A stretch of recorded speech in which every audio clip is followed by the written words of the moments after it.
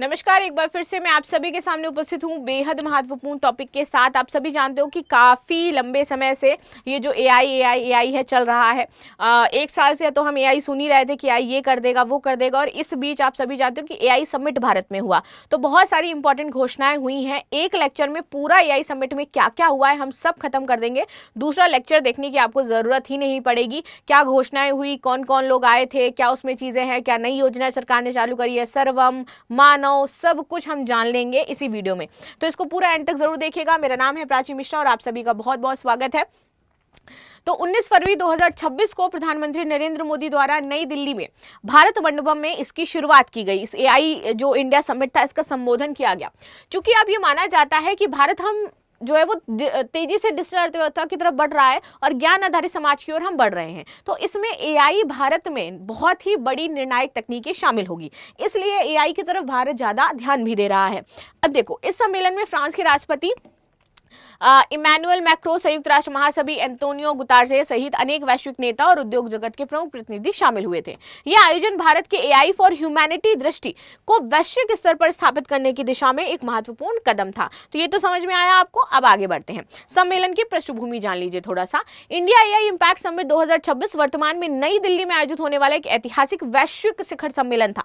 ठीक है, इसमें ग्लोबल साउथ में आयोजित होने वाला अपनी तरीके का पहला एआई सम्मेलन है जो भारत को आर्टिफिशियल इंटेलिजेंस के क्षेत्र में मार्गदर्शक के रूप में स्थापित करता है। समय और स्थान तो अवधि 16 फरवरी से 20 फरवरी 2026, इसे 21 फरवरी तक बढ़ाया गया। उसके बाद आगे आते हैं, स्थान क्या है तो भारत मंडपम, प्रगति मैदान और नई दिल्ली हो जाता है। मुख्य उद्घाटन तो प्रधानमंत्री नरेंद्र मोदी द्वारा 19 फरवरी 2026 को हुआ था। भैया, विश्व वर्तमान में चौथी औद्योगिक क्रांति के दौर से गुजर रहा है और इसमें डेटा, मशीन लर्निंग और ऑटोमेशन विकास की धुरी बना हुआ है। भारत पहले भी डिजिटल पब्लिक इंफ्रास्ट्रक्चर जैसे कि यूपीआई, आधार, डिजी लॉकर के माध्यम से टेक्नोलॉजी और संचालित शासन है उसका उदाहरण दे चुका है। अब लक्ष्य है कि हम एआई को विकास करेंगे, उसको कल्याण और वैश्विक सहयोग के लिए यूज करेंगे। तो इस मोटिव के साथ हमने इसकी शुरुआत करी। उद्देश्य क्या है?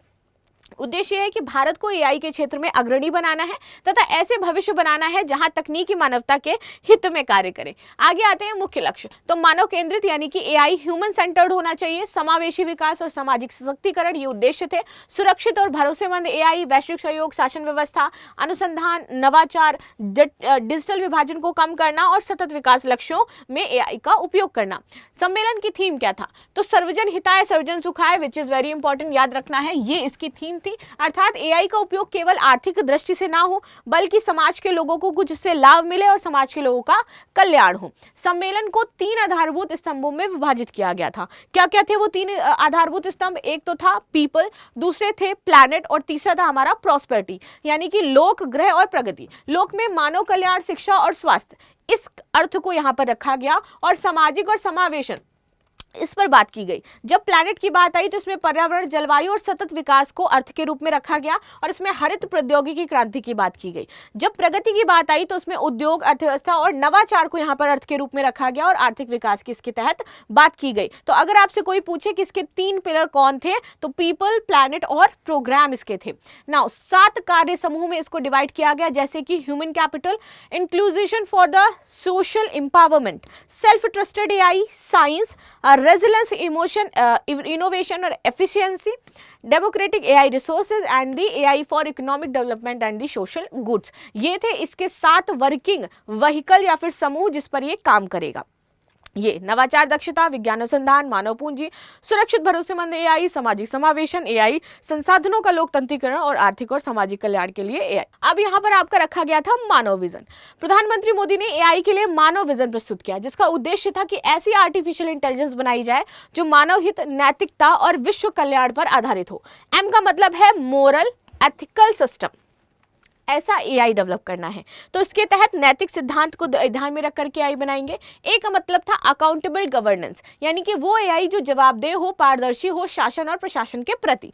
फिर इसके बाद एन से था नेशनल सॉवरेनिटी, जो डेटा पर मालिक का अधिकार या फिर बात करें हम अधिकारों के बारे में बात करता है कि भैया डेटा का स्वामित्व तो व्यक्ति और देश के पास ही होगा, तो वो जो मालिक है उसका पूरी तरीके से उस डेटा पर स्वामित्व है। ठीक है, तो ये था, यानी कि डेटा संप्रभुता सुनिश्चित करना। ए का मतलब था एसेसिबिलिटी और इंक्लूजन, यानी कि सबके लिए एआई हो, किसी एक कंपनी तक सीमित ना हो, किसी एक देश तक सीमित ना हो, किसी एक वर्ग तक सीमित ना हो, सबको एआई का लाभ दिया जाए।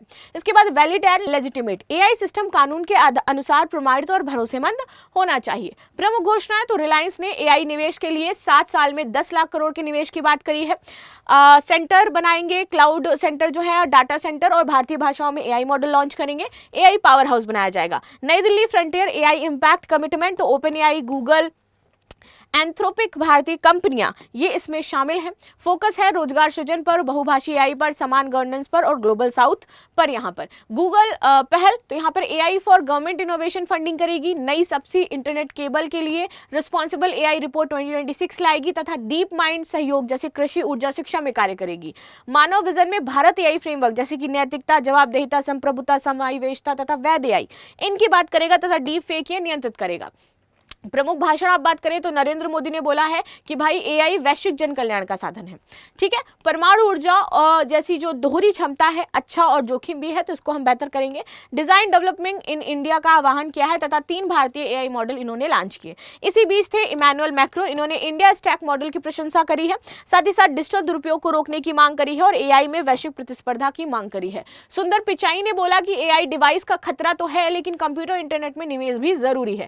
नई फाइबर ऑप्टिकल कनेक्टिविटी की इन्होंने बात करी है। डारियो ओमोदेई ने बोला कि बेंगलुरु ऑफिस और भारतीय साझेदारी करेंगे इसमें। बीमारी का इलाज और गरीबी खत्म करने में एआई हमारा बहुत सहायक साबित हो सकता है, लेकिन इसके आर्थिक जोखिम भी हैं। सैम ऑल्टमैन ने बोला है कि भारत सबसे बड़ा एआई बाजार बन सकता है क्योंकि उसके पास ये क्षमता है। नौकरियां बदलेंगी लेकिन खत्म नहीं होंगी। साथ ही साथ अन्य जैसे कि यूएन ने एआई सभी के लिए की बात करी, भारत ने एआई संप्रभुता की बात करी है।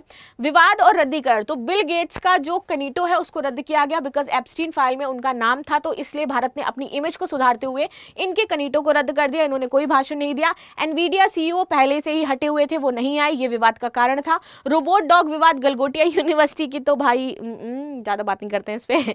इन्होंने तो गलती मतलब अलग काम किया है, हट करके काम किया है। दिल्ली ट्रैफिक आयोजन व्यवस्था में आलोचना हुई है, इसको लेकर के पता है मुझे नाम नहीं याद आ रहा है अभी, ब्रिटेन के कौन है, उन्होंने बोला है कि एआई सब कुछ कर सकता है लेकिन दिल्ली का ट्रैफिक नहीं खत्म कर सकता है।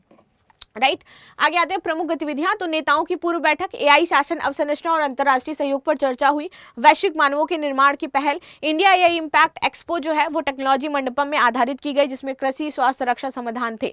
सीओ राउंड टेबल, तो निवेश और स्टार्टअप सहयोग हुए, आपूर्ति श्रृंखला, औद्योगिक उपयोग तथा रिसर्च साझेदारी पर बात की गई है। भागीदारिता की बात करें तो 20 राष्ट्राध्यक्ष थे, 60+ मंत्री थे, 500+ एआई उद्योग विशेषज्ञ थे, 100 सीईओ थे, 150 शिक्षाविद थे, 400 सीटीओ थे। तो ये सब आए थे और इन्होंने इसमें अपने जो साझेदारिता वो दिखाई है।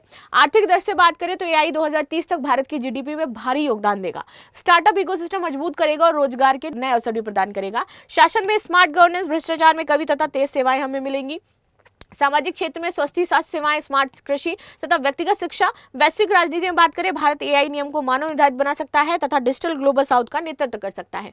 चुनौतियां ये है कि भैया डेटा गोपनीयता और साइबर सुरक्षा, एल्गोरिदम, रोजगार, डिजिटल असमानता तथा नैतिक कानूनी ढांचे यहाँ पर मुख्य कारण बन सकते हैं। आगे की राह है कि एआई शिक्षा को स्कूली स्तर पर लागू किया जाए, राष्ट्रीय एआई नीति बनाई जाए, वैश्विक एआई संधि की जाए, ओपन सोर्स और लोकल भाषा में एआई मॉडल हो तथा रिस्पॉन्सिबिलिटी एआई की तरफ हम कदम बढ़ाएं। इंडिया इंपैक्ट एआई समिट 2026 का आयोजन कहाँ हुआ, मैंने आपको पूरा बता दिया कि भैया एआई में क्या क्या हुआ था इस दिन, इस पूरे सेशन में, समिट में क्या क्या चीजें रही हैं। तो आप सभी की क्या राय जरूर बताइएगा। मिलते हैं नेक्स्ट क्लास में, तब तक के लिए धन्यवाद। लाइक शेयर सब्सक्राइब करना बिल्कुल भी ना भूलें and thank you so much.